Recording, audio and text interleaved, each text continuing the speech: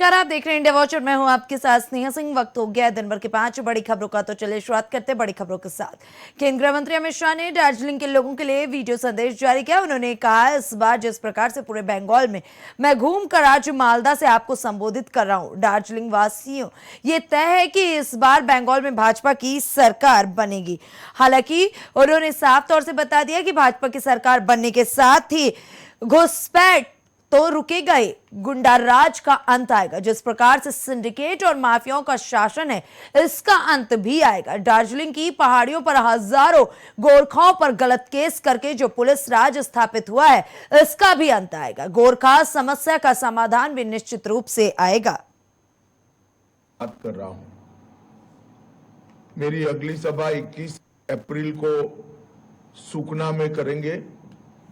वहां आप सभी को मिलने में जरूर आऊंगा। आज आपके यहां मंच पर हमारे लोकप्रिय सांसद राजू बिस्ता जी है, राज्यसभा के सांसद श्री हर्षवर्धन सिंगला जी है, तेजस्वी सूर्या जी है, बिमल गुरुंग जी बैठे हैं, बुद्धिमन राय अध्यक्ष सीपीआरएम बैठे हैं, मेरे मित्र श्रीमान घिसिंग अध्यक्ष जीएनएलएफ बैठे हैं और श्री संजीत तमांग जिला अध्यक्ष भारतीय जनता पार्टी वो भी बैठे हैं।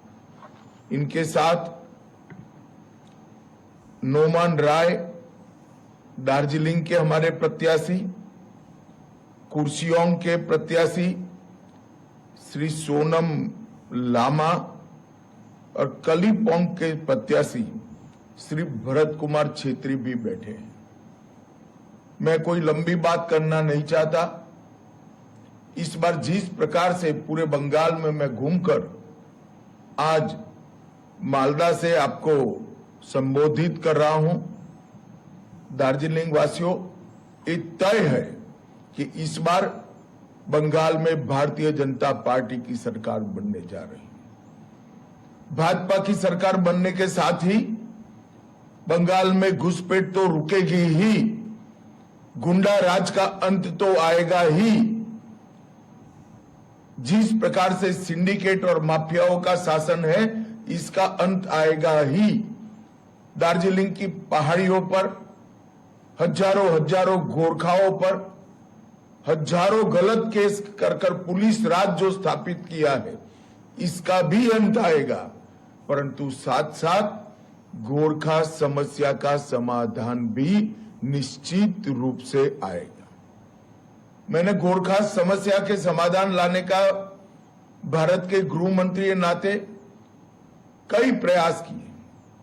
विगत 1.5 साल के अंदर 3 बार मीटिंग बुलाई, मगर ममता दीदी या उनके कोई प्रतिनिधि दिल्ली नहीं आए। मैंने परेशान होकर कि चलो भाई, दीदी आप आना नहीं चाहती हो तो हम ही बंगाल आ जाते हैं। एक इंटरलोक्यूलेटर की अपॉइंटमेंट की, जो आप सभी से बात करें।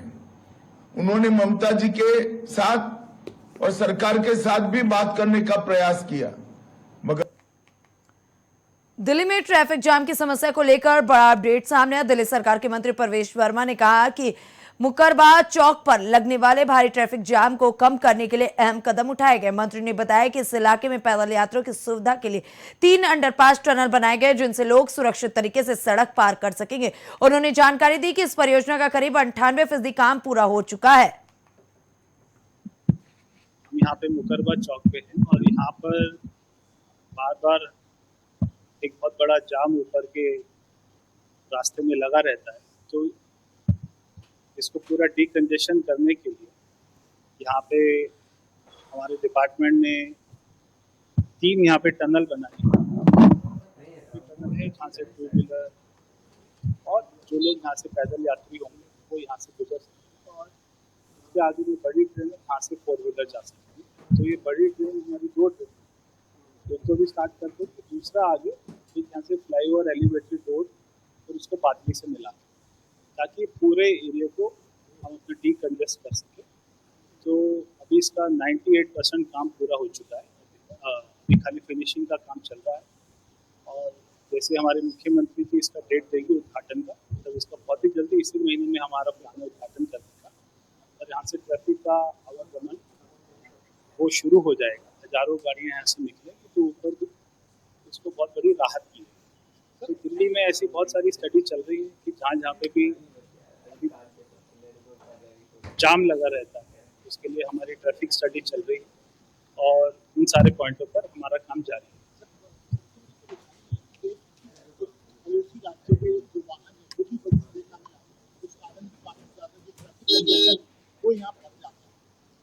देखिए,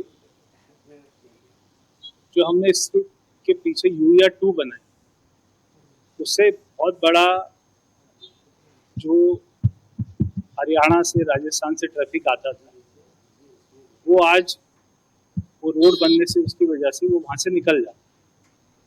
और ऐसे ही अभी जो लोग बाहर से ट्रैफिक यहाँ से आता है, अभी हमारी 2-3 रोड का और भी प्लान चल रहा है। तो ये क्योंकि रिंग रोड इसके ऊपर में एलिवेटेड इसका भी हमारी डीपीआर बन रही है। तो बहुत सारे अभी हमारा दिल्ली में 25 फ्लाईओवर के ऊपर में काम चल रहा है। बहुत सारी जहाँ पे रेलवे लाइन्स है उसके नीचे टनल करके 2 क्षेत्रों को 2 विधानसभा को कैसे जोड़ सकते हैं। जैसे पंजाबी बाग से पीरागढ़, ये इसके साथ साथ में रेलवे लाइन चलती है और इस तरफ में पंजाबी बाग और यहाँ पे पश्चिम बिहार, यहाँ पे मादीपुर और इसके इस तरफ में रानी बाग है, पीतमपुरा। वहाँ के लोगों को जाने के लिए आपस में एक दूसरे के तो या तो उनको पीरागढ़ी चौक से जाना पड़ता है या उनको पंजाबी बाग से आना पड़ता है। तो ये बीच में 5 किलोमीटर का गैप है। ये पूरी क्योंकि रेलवे लाइन है, अगर हमारी योजना चल रही है कि अगर उसके नीचे से 1-2 टनल और यहाँ के रास्ते को जोड़ दें तो वहाँ पे भी हमको बहुजन समाज पार्टी अध्यक्ष मायावती ने महिला आरक्षण पर कहा कि केंद्र सरकार ने कल से संसद का 3 दिन का विशेष सत्र भी बुलाया है। देश में बहुजन समाज में से खासकर SC/ST और OBC समाज के हित और कल्याण की तरह ही महिला सशक्तिकरण की बातें बहुत की जाती है, लेकिन सही नियत, नीति और मजबूत इच्छा शक्ति के अभाव के कारण इस पर शायद ही कभी ठीक से अमल हो पाया। हमारी पार्टी बसपा देश की स्वर्ण समाज की महिलाओं को उनकी आबादी के हिसाब से 50% आरक्षण देने की मांग लगातार करती आ रही है, लेकिन जिसे कोई भी पार्टी अपने अपने स्वार्थ और मजबूरियों के कारण मानने को तैयार नहीं दिखती है।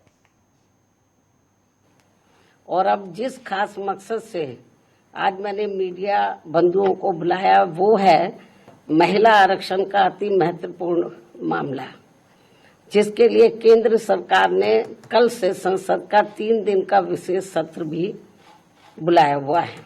और इस संबंध में हमारी पार्टी का ये कहना है कि देश में बहुजन समाज में से खासकर SC/ST व OBC समाज के हित व कल्याण की तरह ही महिला सशक्तिकरण आदि की बातें भी तो बहुत की जाती हैं, किंतु सही नियत, नीति एवं मजबूत इच्छा शक्ति के अभाव के कारण इस पर ईमानदारी से अमल शायद ही कभी ठीक ढंग से हो पाया है।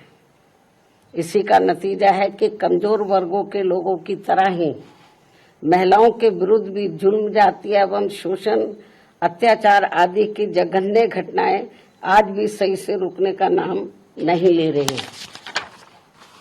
और इसलिए हमारी पार्टी BSP देश की सर्व समाज की महिलाओं को उनके आबादी के हिसाब से 50% आरक्षण देने की मांग लगातार करती आ रही है, लेकिन जिसे कोई भी पार्टी अपने अपने स्वार्थ व मजबूरियों के कारण मानने को कतई भी तैयार नहीं दिखती हैं।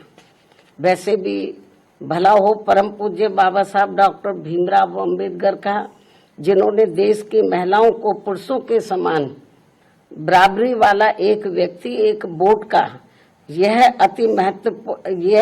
अति मूल्यवान मानवतावादी संवैधानिक अधिकार देकर यह पूरे महिला जगत को धन्य बना दिया है, तथा जिस महिला सम्मान व उनके सशक्तिकरण की जो जबरदस्त बुनियाद इन्होंने यहाँ देश में डाली है, उसके लिए देश हमेशा उनका कृतज्ञ रहेगा।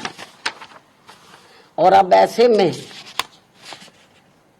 देश की संसद, लोकसभा में व राज्यों की विधानसभाओं में महिलाओं को 33% आरक्षण देने की प्रक्रिया को काफी लंबे इंतजार के बाद ही सही व अन्य इसे आगे बढ़ाने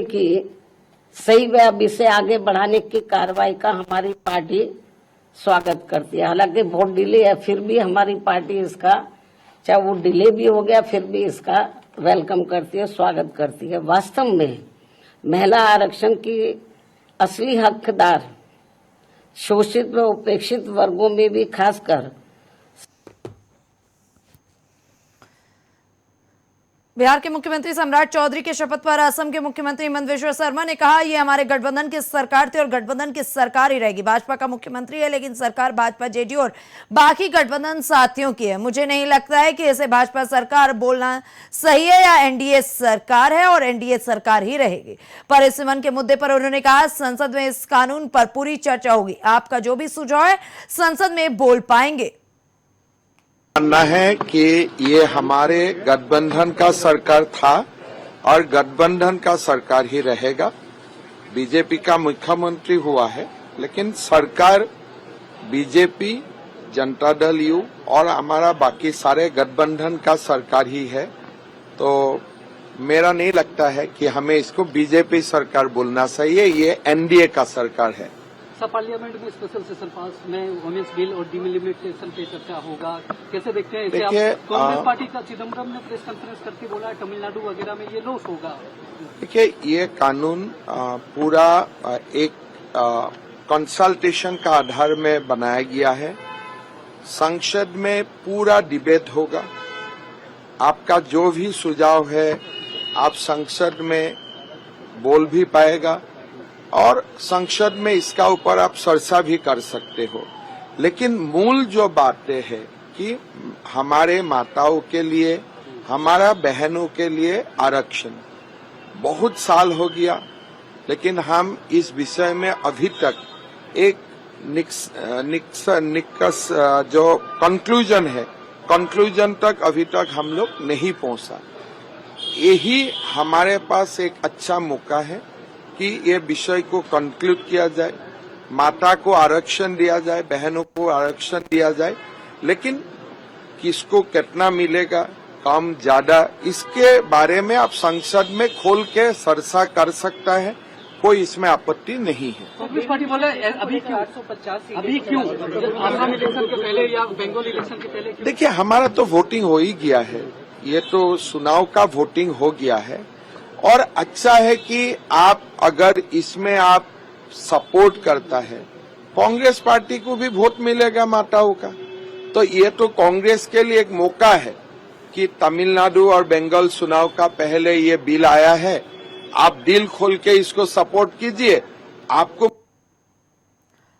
हरियाणा सरकार में मंत्री श्रुति चौधरी ने महिला आरक्षण पर कहा, जैसे प्रधानमंत्री ने भी कहा है कि ये हमारे समय का सबसे महत्वपूर्ण विषय है।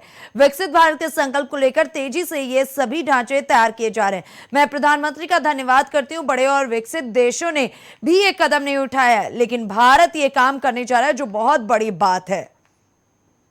जैसे माननीय प्रधानमंत्री जी ने ये बोला कि हमारे टाइम का वन ऑफ द मोस्ट महत्वपूर्ण डिसीजंस है, ऐतिहासिक हिस्टोरिक हम उस पड़ाव पर आ चुके हैं जहां पे जो एक विकसित भारत का जो सपना जो है और एक जो लक्ष्य लेके जो तेजी से ये सारे ढांचे तैयार करे जा रहे हैं, बहुत बड़ी बात है। मैं प्रधानमंत्री जी को धन्यवाद करती हूँ। और मॉडर्न वर्ल्ड में आप देखेंगे कि बहुत विकसित बड़े बड़े देशों में भी ये कदम नहीं उठाया गया और भारत ये कदम उठा रहा है, ये काम करने जा रहा है, एक बहुत बड़ी बात है। और यही नहीं, ये पार्टी ने एक बहुत इस लक्ष्य को लेके मेहनत करी और फाउंडेशन जो है वो बनाते गए लगातार। और आप देखिएगा कि जैसे ही प्रधानमंत्री जी ने अपनी बागडोर संभाली देश की, उन्होंने ऐसे ऐसे जो योजनाएं शुरू करी, जैसे आप हमारे हरियाणा से ही आप आ जाइए कि ऐतिहासिक बेटी बचाओ बेटी पढ़ाओ का जो उन्होंने अभियान शुरू किया, जो एक जन आंदोलन के रूप में उसको एक रूप मिला। और पहले, उससे पहले कोई था ही नहीं भ्रूण हत्या के बारे में। जिस सरकारें आई गई और इसके ऊपर कोई काम नहीं किया गया, और हरियाणा खास तौर पे एक सुर्खियों में बना रहा। ये सारी बहुत ही डिस्टर्बिंग खबरें हर तरफ से आया करती थी और इस पे तेजी से काम किया गया। और आज आप देखते हो कि लिंग अनुपात में कितना ज्यादा सुधार हुआ है, कितना काम लगातार किया गया है। यही नहीं, इकोनॉमिक एम्पावरमेंट की तरफ बड़ी बड़ी जैसे योजनाएं हैं, जहां पे खाते खोलने की बातें हैं, जहां पे पीएम आवास योजना के तहत जहां पे मैक्सिमम जो घर की जो ओनर्स हैं, ओनरशिप हमारी महिलाओं की हैं, उज्ज्वला योजना, और सेना के अंदर जहां पे हमारी जो बहुत होनहार हमारी बहनें हैं, उनको इतने तेजी से आगे बढ़ना, ऑपरेशन सिंदूर के नाम से इतना बड़ा एक उस वक्त जो काम हमारे देश ने, हमारे सेना ने किया प्रधानमंत्री जी के नेतृत्व में, ये चीजें बहुत बड़ी थी। और मैं बार बार धन्यवाद करती हूँ हमारी लीडरशिप का, जिसकी वजह से ये। फिलहाल दिन भर की 5 बड़ी खबरों में बस इतना ही। देश दुनिया की ऐसी तमाम बड़ी और अहम खबरों को देखने के लिए बने रहें इंडिया वॉच के साथ।